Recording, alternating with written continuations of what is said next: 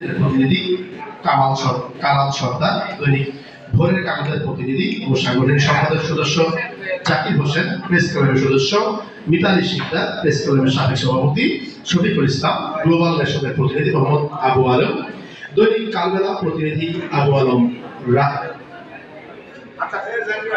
রাজীব, সাংবাদিক ইউনিয়নের যুগ্ম সাধারণ সম্পাদক নাদিম মাহমুদ।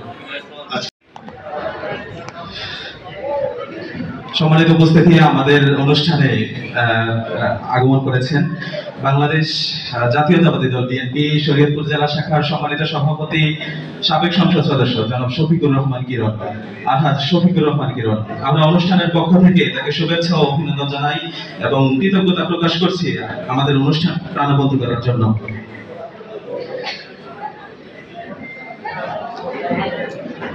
জনাব শফিকুর রহমান কিরণ, আলহাজ শফিকুর রহমান কিরণ থেকে আমাদের দলীয় ক্লাবের পক্ষ থেকে শুভেচ্ছা ও অভিনন্দন জানাচ্ছি।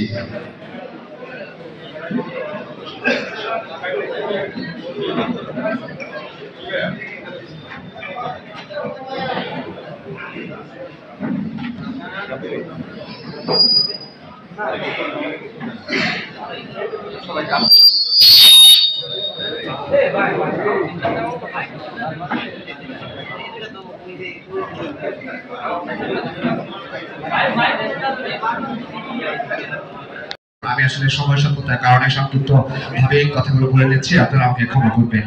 সম্মানিত উপস্থিতি, আপনারা জানেন যে আমাদের নড়িয়া প্রেস ক্লাব যে প্রোগ্রামটি আমরা করছি, এই প্রোগ্রামটি করার পিছনে আমাদের কিছু ভুল হয়েছে কিংবা প্রোগ্রাম শেষ করা পর্যন্ত আমাদের কিছু ভুল ত্রুটি হতে পারে। আমাদের এই ভুলগুলো হওয়ার পিছনে মূলত দুটি জিনিস দায়ী রয়েছে।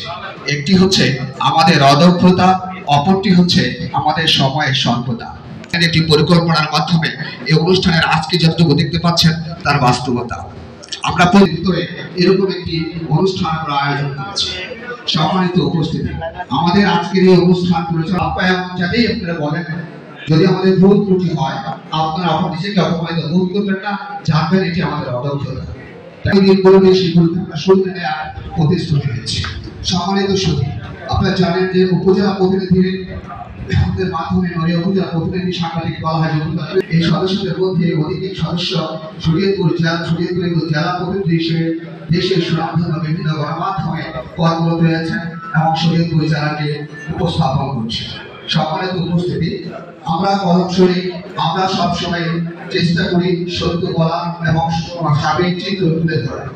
আমরা এই প্রেস ক্লাব থেকে বা এখানকার আপনারা যারা এসেছেন নড়িয়া প্রেস ক্লাব সাংবাদিক আপনাদের সকলের কাছ থেকে আমরা কোনো না কোনো ভাবে রাষ্ট্র কিংবা সমাজ ব্যবস্থাপনায় নিযুক্ত রয়েছি এবং অবদান রাখছি।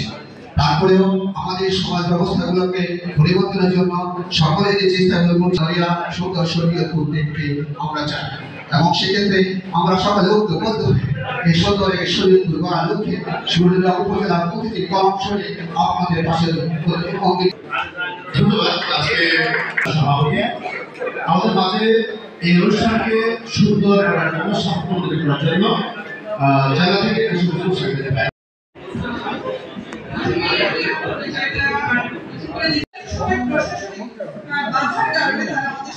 উপস্থাপন করতে পারেনি এবং অত্যন্ত মজার বিষয় হচ্ছে গণঅভ্যুত্থানের পরেও তারা প্রকাশ করতে পারেনি। তারা বলল যে ভাই কেন করতে পারেনি, ইন্টারনেট ছিল না, সেটা মেনে নিলাম। এবং দ্বিতীয়ত যেটা বলতে যে ওই সময় তৎকালীন সময় প্রভাবশালী ক্ষমতার কারণে সে একই পরিস্থিতিতে কি আগামী মিডিয়া জগতে আমরা দেখতে পাবো? আমরা যদি কিন্তু আমার প্রশ্ন হচ্ছে আগামীতে যখন কোনো একটা দল ক্ষমতায় আসবে, যেই আসুক কিন্তু তখন কি আমরা একইভাবে চলবো? মিডিয়া সাংবাদিকরা কিন্তু সমাজে একটা দর্পণ স্বরূপ। আমাদের দর্পণটা যত স্বচ্ছ হবে আমাদের সমাজে মানে ঠিক স্বচ্ছ হবে প্রতিফলন দিবে। আর আমাদের সাংবাদিক ভাইরা হচ্ছে সেই দর্পণ। তারা যত স্বচ্ছ করেন অত্যন্ত আপনারা একটু মানে সতর্ক ভাবে করবেন যাতে ওই সংবাদের কারণে কারো ক্ষতি না হয়। আমি আরেকটু উদাহরণ দিই। গত একজন মানে একটা বক্তব্য দিতে বললো, সেখানে একটা কোশ্চেন করা হয়েছিল যে ডিসি সাহেবের চতুর্থ শ্রেণী কর্মচারীরা আপনাদের ফুল দিলে এটা নিয়ে আপনি কি বলবেন? আমি সেটা নিয়ে যাই বলছি, কিন্তু সেটাকেই তারা নিউজ নিউজের হেডলাইন করে দিচ্ছে, কিন্তু সেইখানে কিন্তু আমি একই সাথে বলছি যে আমাদের জুলাই যোদ্ধারা চিকিৎসা পাচ্ছে না, আমাদের জুলাই যোদ্ধারা আইনি সেবা পাচ্ছে না, কিন্তু তারা সেটাকে ফোকাস না করে তারা সেই ফুল দেয়াকে ফোকাস করলো। দ্যাটস ওয়াই কি হলো, প্রশাসনের সাথে আমাদের একটা সম্পর্ক নষ্ট হলো। তো আমি এই আজকের ফ্লোরে যদিও আমি কথা বলতে চাইনি, যেহেতু সাংবাদিক ভাইরা এবং পাশাপাশি রাজনৈতিক নেতৃবৃন্দরা রয়েছেন, সম্মানিত 15 বছর পূর্তি উপলক্ষে আজকের অনুষ্ঠানের সম্মানিত সভাপতি অনেকে কথা বলেছে। আমি একটা কথা বলবো যে সমাজে ইতিবাচক এবং নেতিবাচক দুটি দিক থাকে। সাংবাদিকদের প্রতি অনুরোধ থাকবে এটাই যে আমরা ইতিবাচক দিক যেভাবে তুলে ধরি ঠিক নেতিবাচক দিকটাও সেভাবে তুলে ধরি। আজ আমাদের নড়িয়া উপজেলা প্রেস ক্লাব যে পূর্তি উপলক্ষে আজকের এই আয়োজনে আমরা দুজন এমপি প্রার্থীর খুব অন্তরঙ্গ মুহূর্তটি আমরা কিন্তু আসলে লক্ষ্য করলাম। আজকে আমাদের এই অনুষ্ঠানটি সফলতার দিকে যাচ্ছে, আমরা কিন্তু তারই লক্ষণ আমরা দেখতে পাচ্ছি। জি প্রিয় উপস্থিতি, আপনাদেরকে নিজ নিজ আসন গ্রহণ করার জন্য বিনীতভাবে অনুরোধ করছি। প্রিয় উপস্থিতি, আমাদের মাঝে ইতিমধ্যেই উপস্থিত হয়েছেন নড়িয়া উপজেলার মাঝে আমাদের অনুষ্ঠানকে অলঙ্কিত করেছেন। যারা উপস্থিত হয়েছেন তাদের মধ্যে আরো কিছু অতিথির নাম আমি প্রকাশ করছি। শরীয়তপুর জেলা বিএনপির সহসভাপতি, শরীয়তপুর 2 আসনের নির্বাচনী পরিদর্শক মোহাম্মদ শফিউদ্দিন মানিক হাওলাদার। এছাড়াও উপস্থিত হয়েছেন নড়িয়া সরকারি কলেজের সভাপতি, ছাত্র দলের সভাপতি। আমিও শরীয়তপুর জেলার 2 আসনের একজন এমপি প্রার্থী, বাংলাদেশ খেলাফত আন্দোলনের প্রেসিডেন্ট সদস্য। বিগত দিনও আলহামদুলিল্লাহ আমি নির্বাচন করেছি। বিগত দিনে যারা নির্বাচন করেছেন প্রার্থী এখানে তারা আছেন। তো আমরা স্বাগত জানাই সাংবাদিক ভাইদেরকে, আপনারা এমন একটা অনুষ্ঠান করেছেন এবং আমাদেরকে দাওয়াত করেছেন। আপনাদের এই অনুষ্ঠানে আসতে পেরে আমি নিজেকে ধন্য মনে করি এবং আপনাদের শুভেচ্ছা জানাই। আমরা বিভিন্ন জেলায় আমি সফর করেছি, দেখেছি যে বিভিন্ন উপজেলা এবং জেলার সাংবাদিকদের বসার স্থান, তাদের অফিস অনেক উন্নত মানের। পরিতাপের বিষয় হচ্ছে যে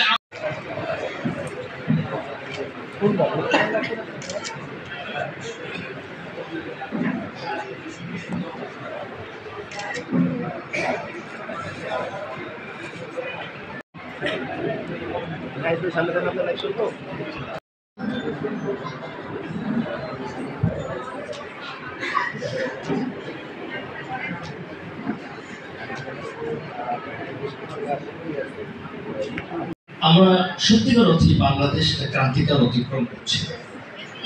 এখানে শহীদ পরিবারের সদস্যগণ আছেন, বেশি দিন হয়নি, রক্তের দাগ শুকায়নি এখনো।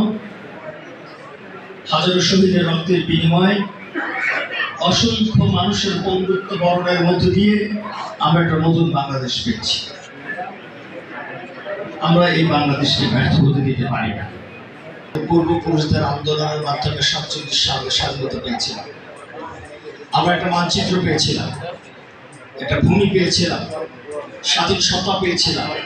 মুসলিম লীগের অনেক ব্যর্থতার পরেও আমরা নানা ধাপে এসে 71 সালের মহান মুক্তিযুদ্ধের মাধ্যমে আমরা পৃথিবীর মানচিত্রে আমাদের জায়গা করে নিলাম। কিন্তু শাসককুল ব্যর্থ হলো, এই ব্যর্থতার কারণ আপনারা জানেন। যাদের নেতৃত্বে স্বাধীনতা অর্জিত হয়েছিল তারা জাতির আকাঙ্ক্ষা পূরণে ব্যর্থ হয়েছে। সে ব্যর্থতার প্রেক্ষাপটে বাংলাদেশের অঞ্চলে তলা লাগিয়েছিল। আমরা কৃতজ্ঞতা জানাই। নানা চড়াইয়ের মধ্যে দিয়ে আমাদের কাছে যেটা প্রতিভাত যে বাংলাদেশের সাধারণ মানুষ তো চুরি করে না। বাংলাদেশের খেটে খাওয়া মানুষ, যারা মাথার ঘাম পায়ে ফেলে, যারা দেশে বিদেশে পরিশ্রম করে, যারা দেশ এবং জাতির উন্নয়নে কাজ করছে, রেমিটেন্স দিচ্ছে, যারা রাস্তাঘাটে তাদের রক্ত আর ঘামকে একাকার করছে, তারা তো চুরি করে। তারা রাষ্ট্রের কোনো কলঙ্ক করে তাদের ভূমিকা খুবই খুবই গ্রহণযোগ্য কোনো অবস্থায় দাঁড়ায়নি। আমাদের সমস্যা কোথায়? আজকে 53 বছর স্বাধীনতার পরে আমরা এই জায়গায় কেন দাঁড়িয়ে আছি? আত্মসমালোচনার প্রয়োজন, এটা কোনো দলের বিষয় না, পুরো জাতি হিসাবে আত্মসমালোচনার প্রয়োজন। আমরা এই জায়গায় কেন? আমাদের যেহেতু 10 বছর পরে বাড়ি সে স্বাধীনতা অর্জন করেছে। আজকে তো রাজনীতিবিদদের আরো বড় দায়িত্ব, কারণ একজন রাজনীতিবিদ যিনি জনগণের ম্যান্ডেট নিয়ে জনপ্রতিনিধি হিসেবে সংসদে যাবেন, তিনার দায়িত্ব ডিসিএসপি কে ঠিক রাখা, তিনার দায়িত্ব সচিবালয় ঠিক রাখা। সে ধরনের দৃঢ়তা, সৎসাহস, সেটা যদি জনপ্রতিনিধির থাকে, সততা, ঐক্যবদ্ধ একটি জাতি গঠনের জন্য যে ভূমিকা নেতৃবৃন্দের প্রয়োজন, সেটা যেমন জাতীয় নেতৃবৃন্দ